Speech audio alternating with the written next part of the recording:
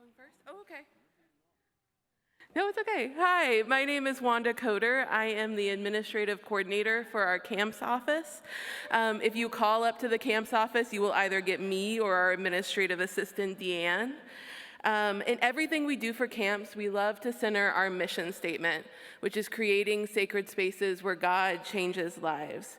This shapes how we consider everything from our buildings to our curriculum and even our registration questions. It really is at the heart of everything that we try to do.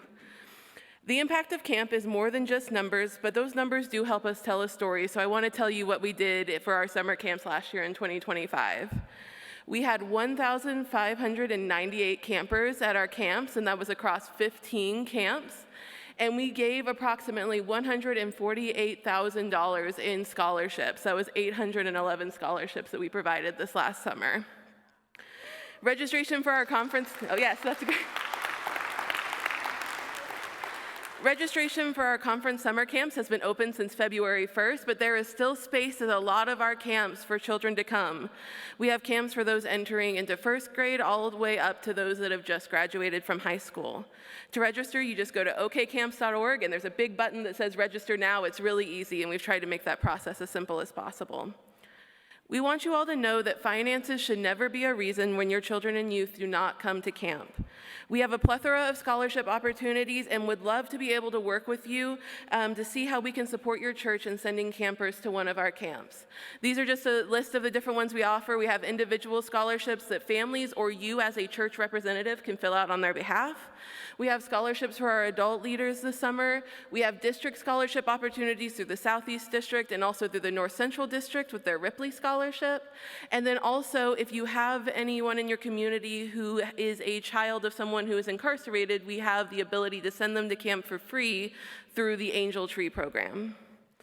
There are so many ways that you can participate in camp as an adult as well. We have opportunities for adult leaders to come with children, especially for our younger camps. It is so important to have someone from their church there with them. It helps with homesickness. It helps them to truly be able to feel like they are safe as they're learning this new space for the first time. We're always on the lookout for deans to help us plan camps.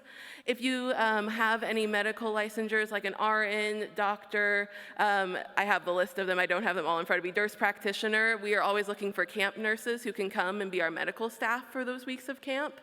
If you can't be there for the whole week but are able to drive a car or a bus, I know churches are always looking for bus drivers to help them get those kids to camp.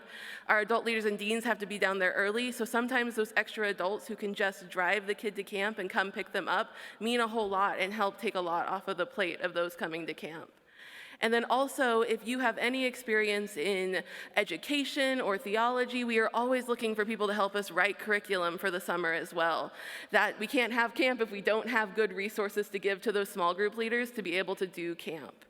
Now I am going to pass the mic over to Ed so he can tell you a little bit more about our camps. Thank you.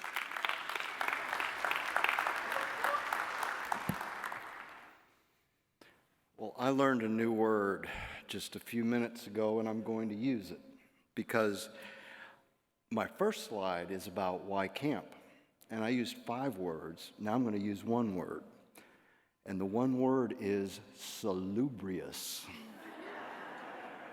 How many of you know what salubrious really means? I don't see very many. Oh, don't tell me that. No.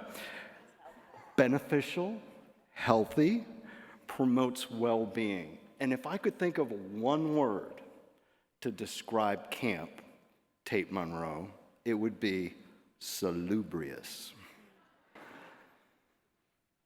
Camp has much to celebrate. That means you have much to celebrate because we don't do this without you. Canyon has launched a new welcome center. Now, it doesn't look like that at this point. It's a pile of dirt. This is an artist's rendition of what it will look like. But that's in progress. Egan is doing a lot of new things, including a huge retaining wall. Now, a retaining wall isn't sexy, but it is safe. And so it includes new blockage, drainage, and stabilization. and Egan is already in the process of updating their emergency action plans and communication systems. And water lines, funny enough, Egan is built on rock, and it shifts, and it moves, and disrupts water lines to the tune of $20,000 a month. So we're in the process of stabilizing that and making it all better. Cross Point, because they have 100-year floods every 5 years, is once again redoing their docks. And I know some of you last year, the water goes up and down and you don't get to boat. I think you will this year. And there's also new basketball courts. So camp is one of the best connectional systems I believe we have. With the number of churches we engage, the number of adults, children, and youth that we take, and we focus them for up to 1 week at a time. We get rid of the cell phones for the most part, and we focus them back on the Holy Spirit and God. Now, you've heard a lot about 1 degree. I'd like to talk to you about 1 day. Because very often we tend to evaluate our spiritual lives in terms of 1 day. And 1 day can be up, it can be down. It can be up, it can be down.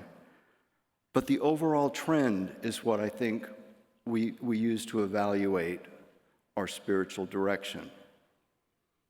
But the impact of 1 day is very powerful at times. One day I realized I had more runway behind me than I had in front of me. One day, and I don't know where Adam Shahan is now, but one day just recently, his world was turned upside down when water came down and filled up a whole bunch of stuff at home. 1 day. One day you get the word that there's cancer. One day I got the word that I should head home because my dad wasn't doing well and was not long for this life. One day, on November 26, 2025, which was the day before Thanksgiving, I went in and had something to just check off a box. It was called a heart CT scan. And you walk out with the results, and the results comes to you by way of a piece of paper. And you know it's not good when the first words from the young lady's lips are, "Do you have a cardiologist that you're seeing?" That earned me a quadruple bypass over Christmas. That was exciting. And one day last year, to be specific, July 4th, down in Texas, there was a sister camp, Camp Mystic, that was flooded. 1 day. And so for each of us, we think we have all the days in the world left to do whatever we're thinking, to do whatever we've put off. And yet some days, that 1 day passes. Camps are full of 1 day moments. And we can't program it. We can't program which day is going to be the 1 day for a young person to finally come face to face with the fact that God is calling them into ministry. We can't program the 1 day where a young person feels unconditional love and realizes that no matter how inadequate they feel they are, there is a God in heaven that accepts them just as they are. And that frees them up. It's one day that makes all the difference in the world.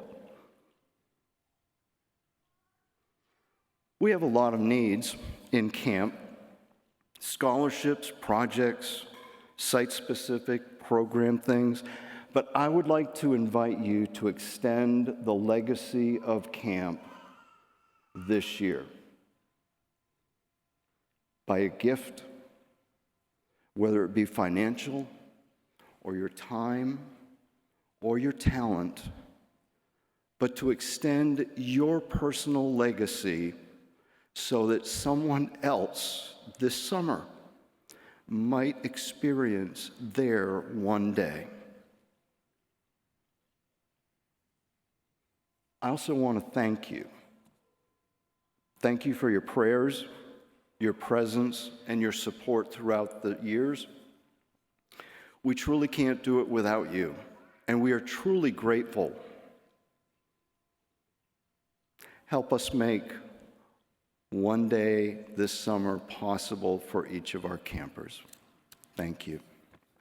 Thanks to both of you. Thanks so much.